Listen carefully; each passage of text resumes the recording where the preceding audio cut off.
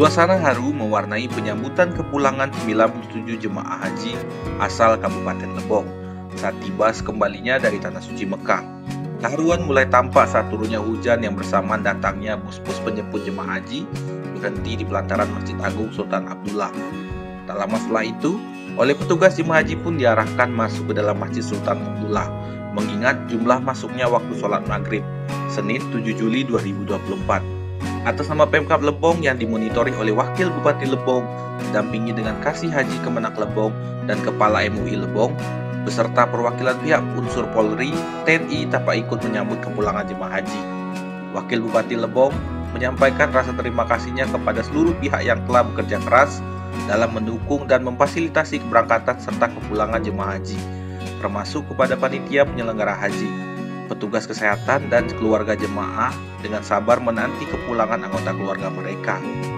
Wakil Bupati Lebong ikut mendoakan semoga para jemaah yang telah menunaikan ibadah haji di Tanah Suci selama 40 hari mendapatkan haji yang mabrur.